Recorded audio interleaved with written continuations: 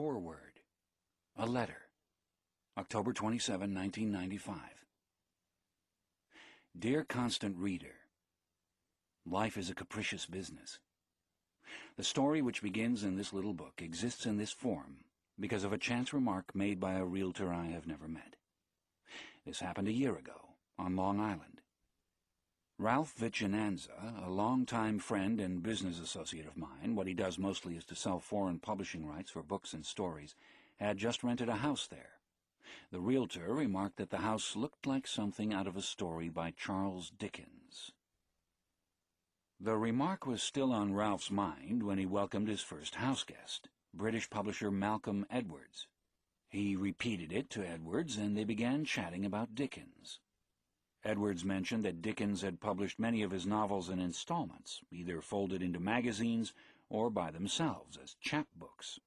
I don't know the origin of this word, meaning a smaller-than-average book, but have always loved its air of intimacy and friendliness. Some of the novels, Edwards added, were actually written and revised in the shadow of publication. Charles Dickens was one novelist apparently not afraid of a deadline. Dickens' serialized novels were immensely popular, so popular, in fact, that one of them precipitated a tragedy in Baltimore. A large group of Dickens fans crowded onto a waterfront dock, anticipating the arrival of an English ship with copies of the final installment of the Old Curiosity Shop on board. According to the story, several would-be readers were jostled into the water and drowned.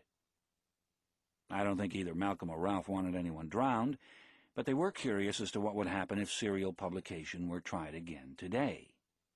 Neither was immediately aware that it has happened. There really is nothing new under the sun, on at least 2 occasions.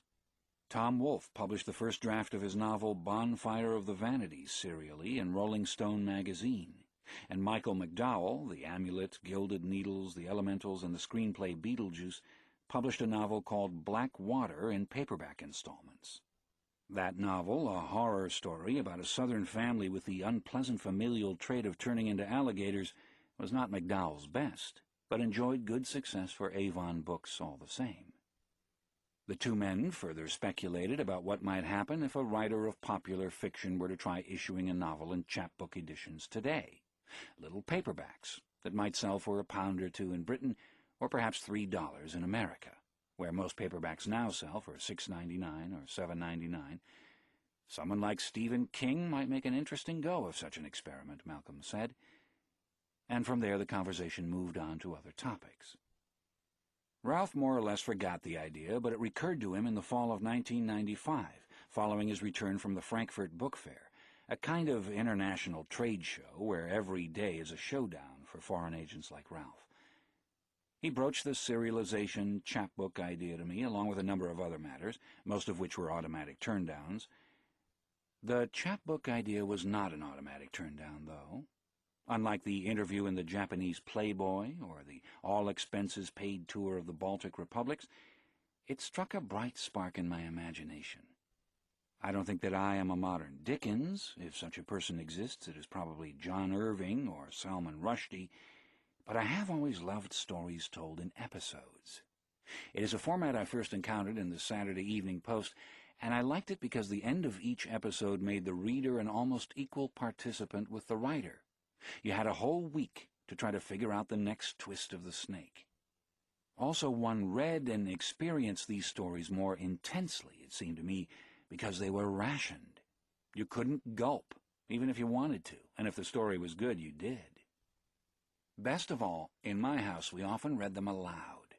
My brother David one night, myself the next, my mother taking a turn on the third, then back to my brother again.